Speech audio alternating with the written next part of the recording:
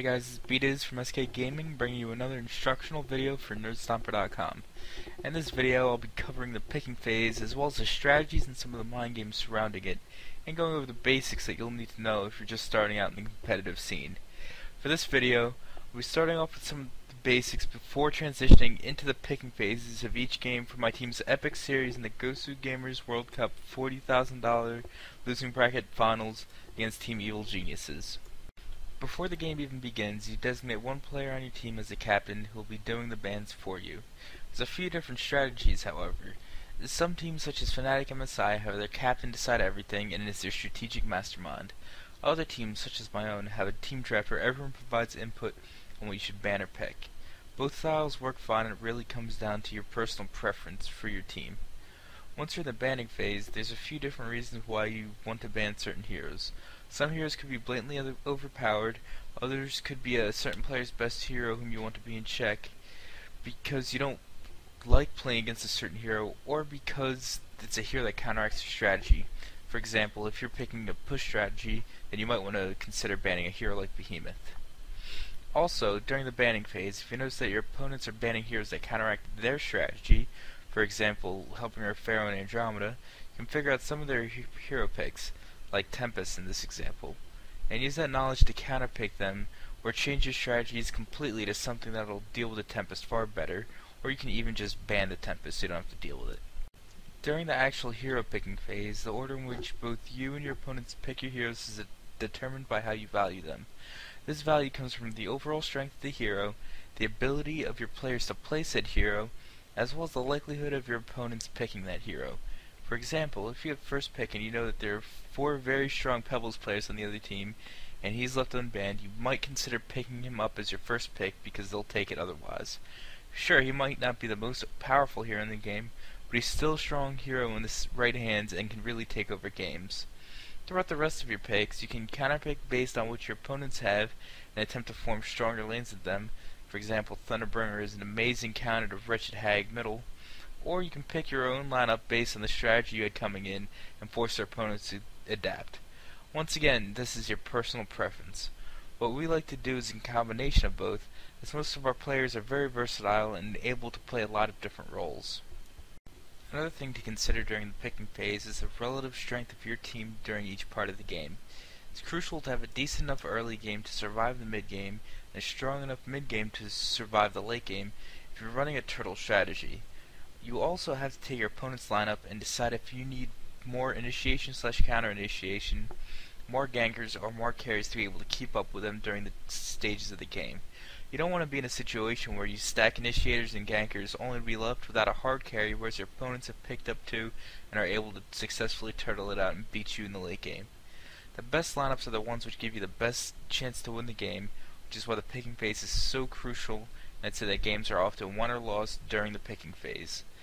To determine what styles and strategies work best for your team, I'd advise that you get out there and experiment with your team in some scrims.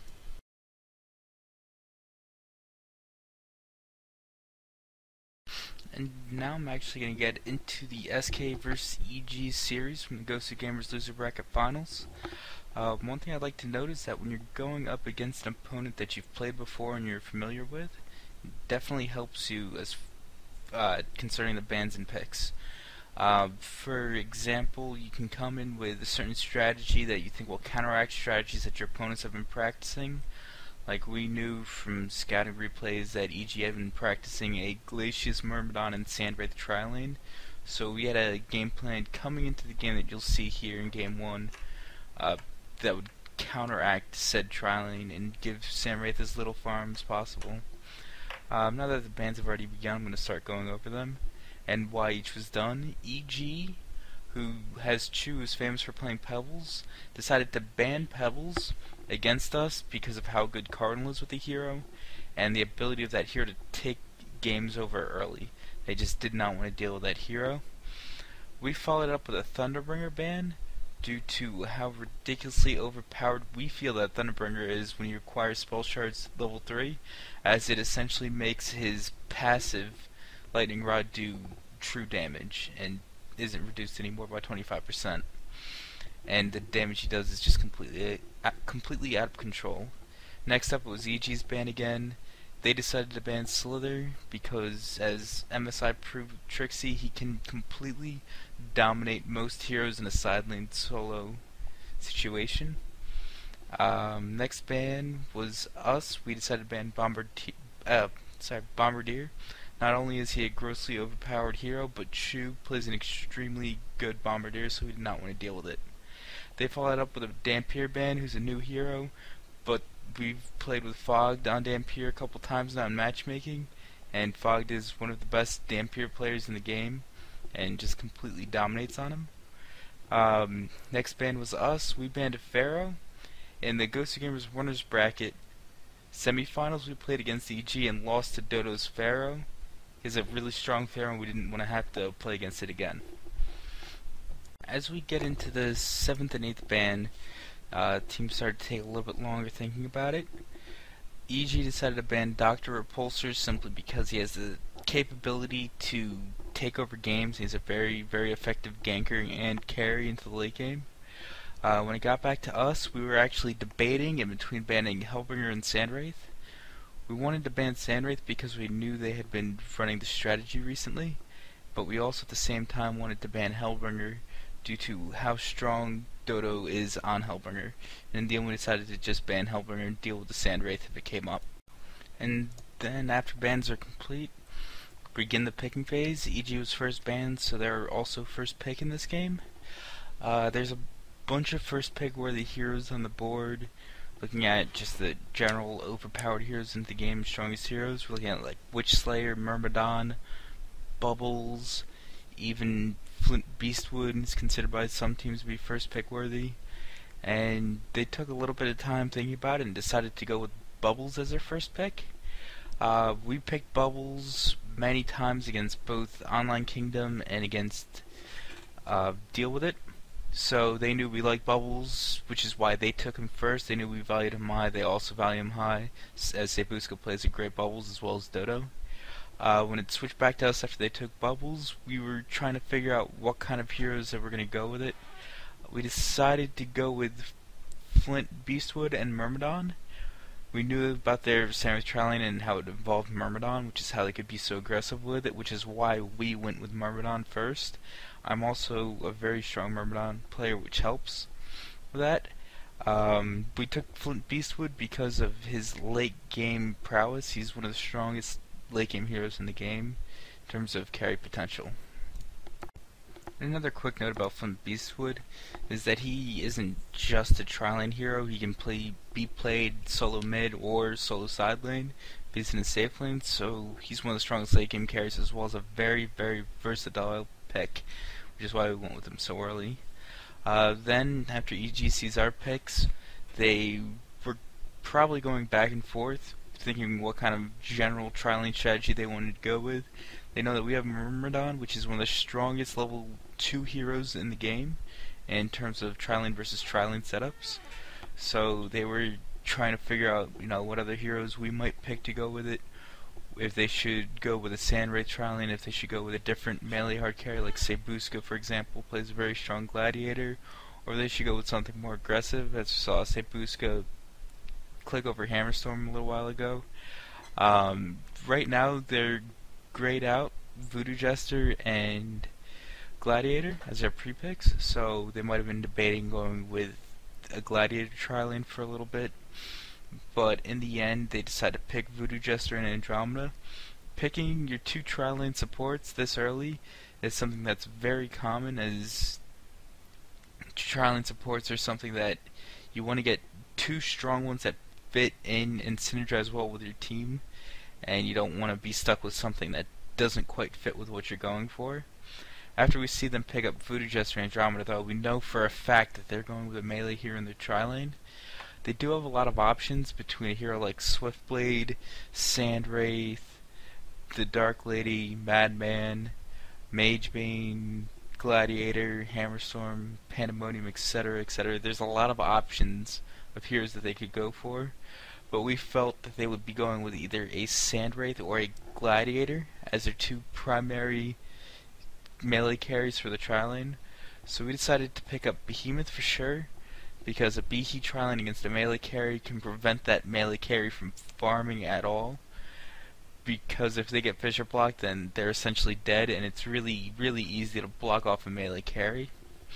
The next pick we took a lot of time on. We were debating between Wretched Hag, knowing from prior experience that EG likes to run the Bubbles and Hag combo, as well as Chu having a great Hag, and Forsaken Archer, because we were looking to run a Myrmidon Behemoth Forsaken Archer trialing. As time ran out, we decided to go with Forsaken Archer though, which you could consider a mispick, seeing as how they do pick up Wretched Hag, and Chu's Hag destroys us this game. But we were okay with the pick, as it gave us an opportunity to counterpick Chu's Hag mid. Along with picking up Hag for Chu, they also decided to go with Sandwraith as their melee carry in the tri-lane. Sandwraith here was a last pick due to them not wanting us to pick something to counter it. However, we had an idea that they wanted to run it, and we were able to counterpick their Sandwraith anyway. And if you saw in the landing phase, he got absolutely no farm after the first wave or two because of how strong our tri-lane really was. And also, when they were going over what to pick for their last two, they already knew that we had a hard carry and a semi carry, so they wanted to pick up something that had comparable late game power to us. They got their initiation out of Sandwraiths and Bubbles, whereas our initiation was from Behemoth. And we had our two carries in Flint Beast and Forsaken Archers, and they had theirs in Wretched Hag and Sandwraith. After they picked up Wretched Hag and Sandwraith, we had our final pick, which, as we chose to be second pick, we had the last pick so we could use it as a counter pick. As far as mini heroes that work well against Wretched Hag, we could have gone with Soul Stealer, Chipper, as well as other heroes such as, Defiler, and we ended up deciding to go with a Chipper due to how well Testy usually does on Chipper, and the fact that we already had our hard carry and semi carry picked. We wanted to get a hero that had strong ganking capabilities and good early mid game potential, which is Chipper. We were pretty confident in our lineup against theirs. We were a little worried about Sandwraith's farm, but overall I'd say that this picking phase ended with 2 even teams, which is pretty typical in high-end play. One huge thing to point out though is that Sandwraith is extremely good against heroes that rely on Portal Key. We only picked one hero that revolved around a Portal Key because we thought that they would be going with a Sandwraith strategy in mind this game, and that hero is Behemoth.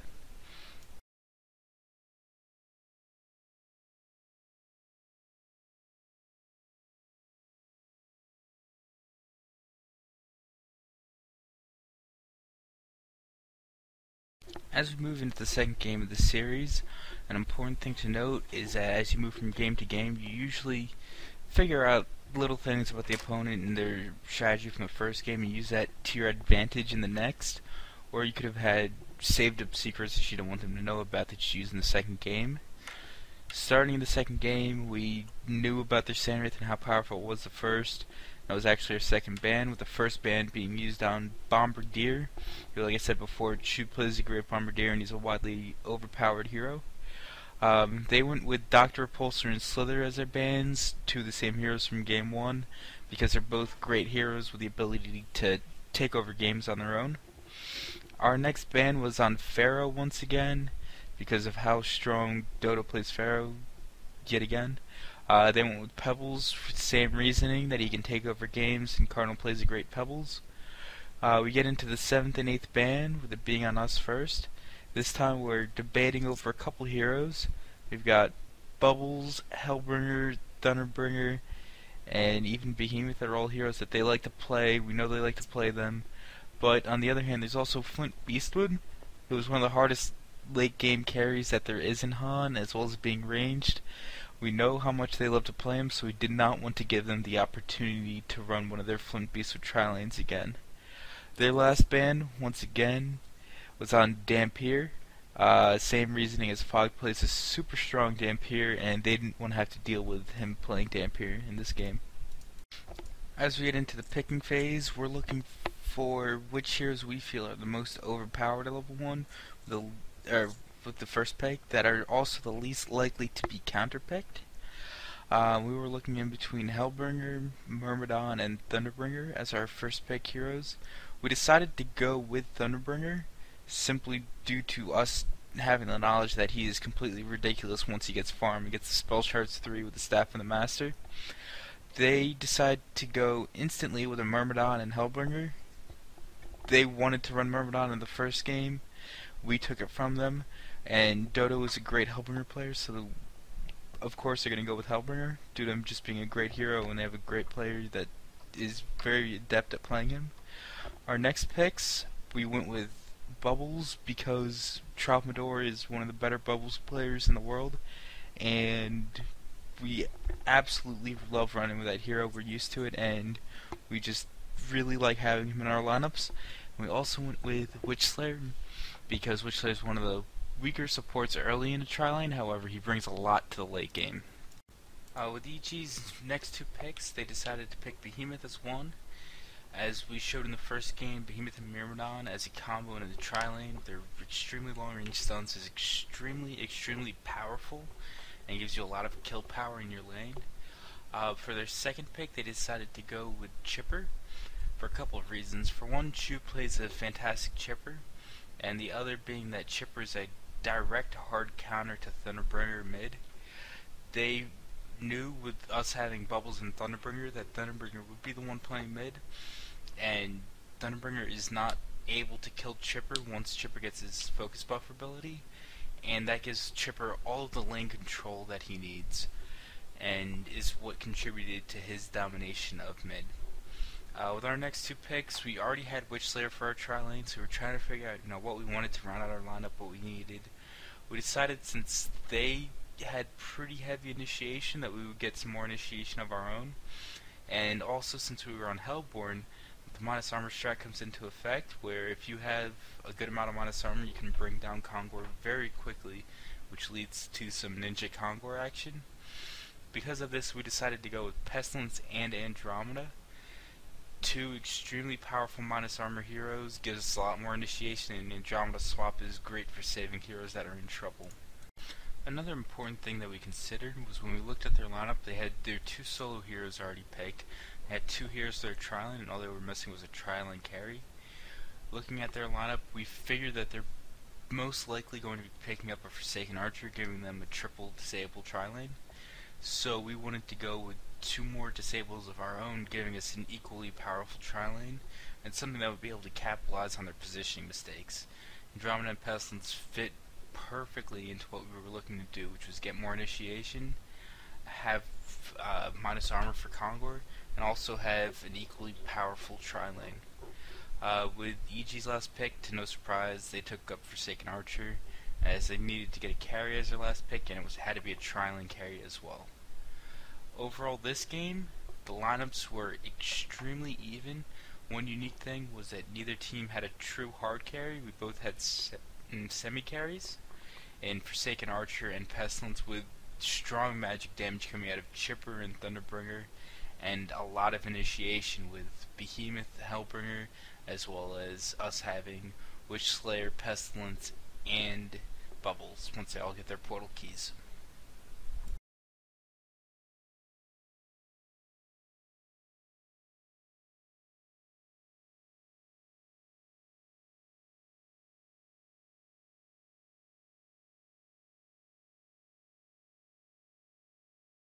As you get into the third game of a series, that's when mind games really start to become a factor.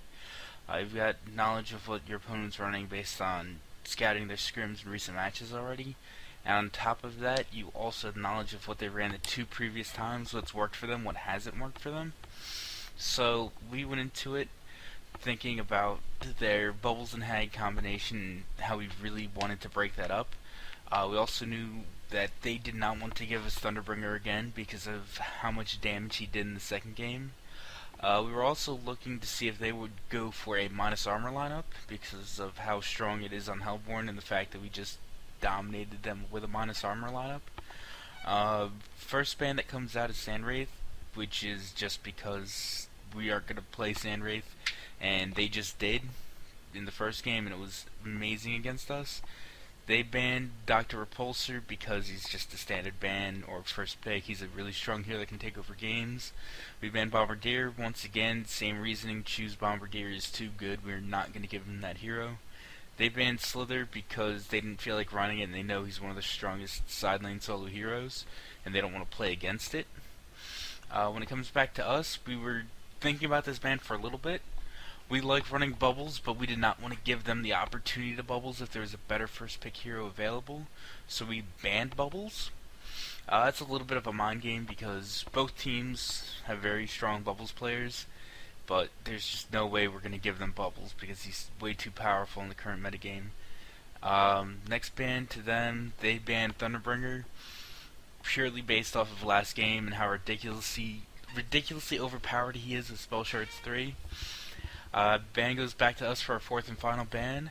We were thinking about either banning Hellbringer, Pebbles, or Flint Beastwood.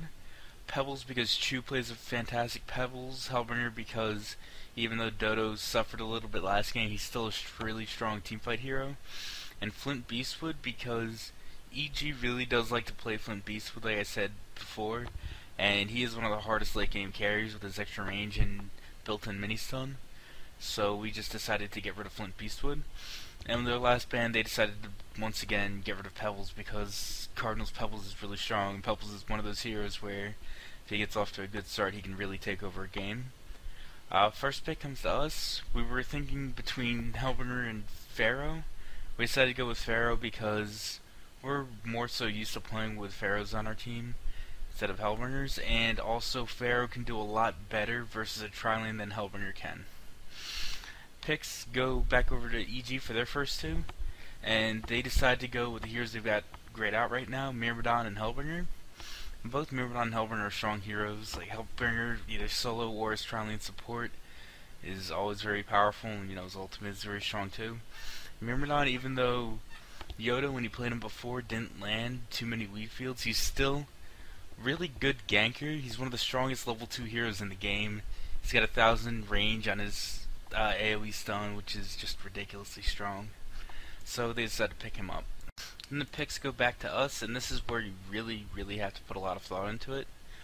Both of the first two games, one of the teams had a Behemoth Myrmidon combo, which gives you two of the longest range stuns in the game, which is a really powerful tri-lane, and it's really hard to beat. Which is what we were thinking about going into it. We wanted to get both of our supports to prevent them from having a very strong Myrmidon tri-lane. We decided to go with Witchslayer along with Behemoth. Behemoth because, once again, we wanted to break up the Behemoth Myrmidon combination. Plus, Behemoth with Pharaoh is a lot of initiation once Behemoth gets his Blink Dagger. And also, Witchslayer brings a lot to the late game if he can get a portal key. So we got two supports geared towards the late game instead of early game heroes such as Myrmidon or Glacius. Another thing that's important to note about Witchslayer is he's a relatively weak tri-lane hero early in the lane. Levels 1 and 2, his crowd control abilities don't really last that long. His stun's a second, his miniaturization is a little over a second. At level 3 is when he really starts getting a little bit better, 3, 4, 5. So we really picked him with a defensive tri-lane in terms of Behemoth stun, breaking up their initiation, and using Witchslayer more for late game capabilities. Next picks go out to EG. They decided to go with one of their solos in Defiler, and also another support in Andromeda. They went with Andromeda because of the minus armor, the aura, and also a swap. Andromeda swap against a team with Pharaoh and a lot of initiations such as Pharaoh, Behemoth, and Witchslayer if Witchslayer gets a blink later in the game. Pharaoh swap, or Andromeda swap rather, is a priceless ability. It's really strong. It's saving whoever they go on, such as a Defiler or one of their carries, or even their Hellbringer before it gets his ult off.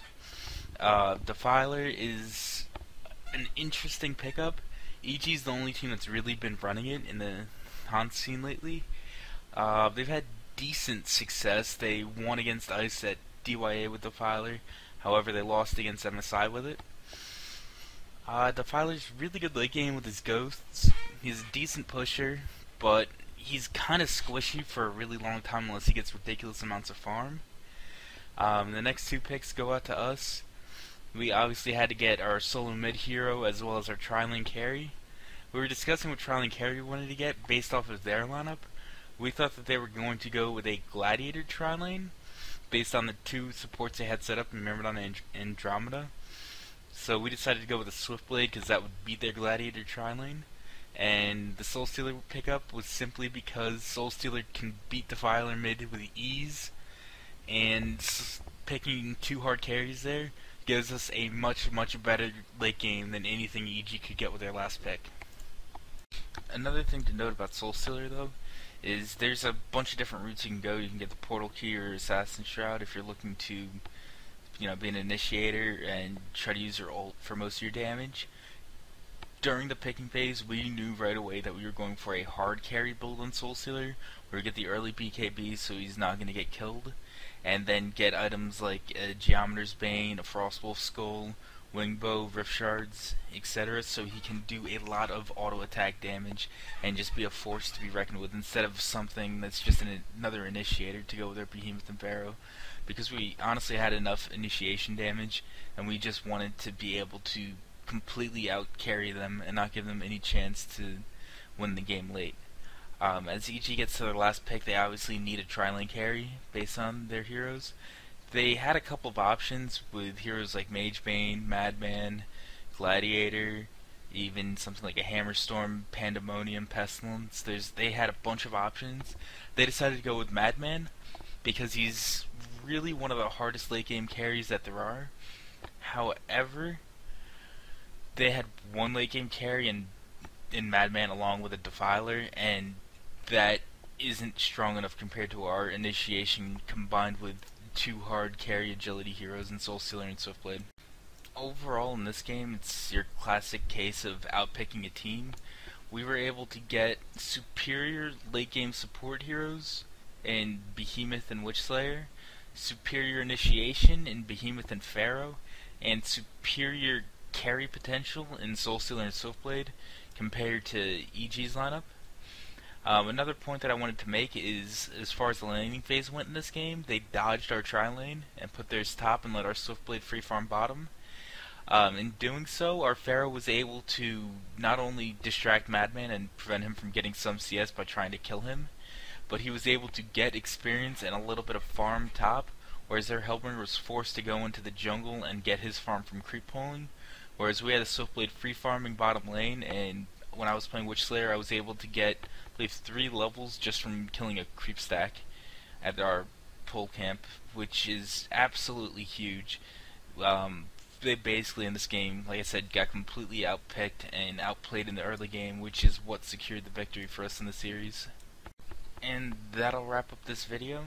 This was a instructional guide on picking strategies done by myself, Bdiz from SK Gaming, brought to you by Nerdstomper.com.